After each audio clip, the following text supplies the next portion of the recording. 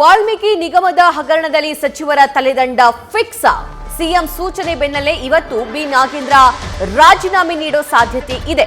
ಇವತ್ತು ಅಧಿಕೃತವಾಗಿ ಸಚಿವರು ರಾಜೀನಾಮೆ ನೀಡುವಂತಹ ಸಾಧ್ಯತೆ ಇದೆ. ಈ ಮೂಲಕ ಕಾಂಗ್ರೆಸ್ನ ಮೊದಲ ವಿಕೆಟ್ ಪತನವಾದಂತಾಗುತ್ತೆ. ಮತ್ತೊಂದು ಕಡೆ ನಾಗೇಂದ್ರ ರಾಜೀನಾಮೆಗೆ ಆಗ್ರಹಿಸಿ ಬಿಜೆಪಿ ಕೂಡ ಪ್ರತಿಭಟನೆಗೆ ಸಿದ್ಧತೆಯನ್ನ ಮಾಡಿಕೊಂಡಿದೆ.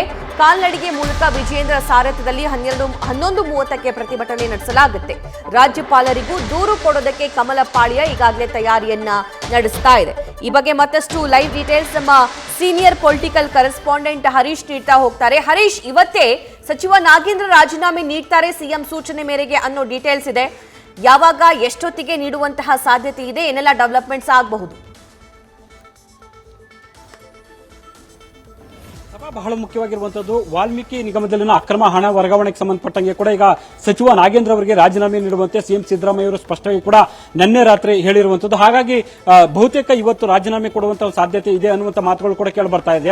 ಆದರೆ ಎಲ್ಲ ಒಂದ್ ಕಡೆ ಸರ್ಕಾರ 1 ವರ್ಷ ಪೂರೈಸಿರುವಂತಹ ಒಂದು ಹೊತ್ತಲ್ಲಿ ಇಂತಹ ಅನಿರೀಕ್ಷಿತ ಬೆಳವಣಿಗೆ ಆಗಿರುವಂತದ್ದು ಕೂಡ ಸಾಕಷ್ಟು ತಲೆನೋವಿಗೆ ಕಾರಣ ಆಗಿದೆ. ಒಂದು ಹಂತದಲ್ಲಿ ಸಿಎಂ ಸಿದ್ದರಾಮಯ್ಯ ಅವರು ಇದು ಸಾಧಕ ಬಾಧಕಗಳ ಬಗ್ಗೆ ತಡರಾತ್ರಿ ಚರ್ಚೆ ನಡೆಸಿದರೆ ಗೃಹ ಸಚಿವ ಪರಮೇಶ್ವರ್ ಜೊತೆಗೆ ಡಿಸಿಎಂ ಡಿಕೆ ಶಿವಕುಮಾರ್ ಸೇರಿದಂತೆ ಹಿರಿಯ ಸಚಿವರ ಜೊತೆ ಒಂದಷ್ಟು ಚರ್ಚೆ ನಡೆಸಿರುವಂತದ್ದು. ಅಂದ್ರೆ ರಾಜೀನಾಮೆ ಕೊಟ್ಟರೆ ಆಗುವಂತಹ ಬೆಳವಣಿಗೆಗಳು ಏನೇನಾಗಬಹುದು, ಯಾವ ರೀತಿ ಡ್ಯಾಮೇಜ್ ಆಗುತ್ತೆ, ಯಾವ ರೀತಿ ಇದನ್ನ ಸರಿಪಡಿಸಬೇಕಾಗುತ್ತೆ, ಇವೆಲ್ಲದ ಬಗ್ಗೆ ಸುದೀರ್ಘವಾಗಿ ಚರ್ಚೆ ನಡೆಸಿದ ನಂತರ ಸಿಎಂ ಸಿದ್ದರಾಮಯ್ಯ ಅವರು ನೇರವಾಗಿ ಕೂಡ ರಾಜೀನಾಮೆ ಕೊಡುವಂತೆ ಸೂಚನೆ ಕೊಟ್ಟಿದ್ದಾರೆ. ಅದರಲ್ಲೂ ಎಸ್ಐಟಿ ತನಿಖೆ ನಡೆಸುತ್ತಿರುವಂತಹ ಹೊತ್ತಲ್ಲಿ ಕೂಡ ಅಲ್ಲಿ ನೇರವಾಗಿ ಸಚಿವರ ಹೆಸರನ್ನ ಪ್ರಸ್ತಾಪ ಆಗಿರುವಂತದ್ದು.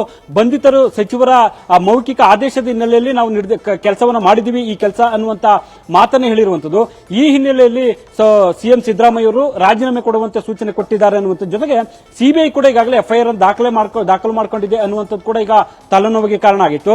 ಸೊ ಈ ಹಿನ್ನೆಲೆಯಲ್ಲಿ ಕೂಡ ರಾಜೀನಾಮೆಗೆ ಸಿಎಂ ಸಿದ್ದರಾಮಯ್ಯ ಅವರು ಸೂಚನೆ ಕೊಟ್ಟಿದ್ದಾರೆ ಅನ್ನುವಂಥದ್ದು. ಮತ್ತೆ ಇವತ್ತು ಪ್ರೆಸ್ ಮೀಟ್ ಮಾಡಿ ನಾಗೇಂದ್ರ ಅವರು ರಾಜೀನಾಮೆ ಕೊಡ್ತಾರೆ ಅನ್ನುವಂಥ ಮಾತುಗಳು ಕೂಡ ಕೇಳಿ ಬರ್ತಾ ಇದೆ.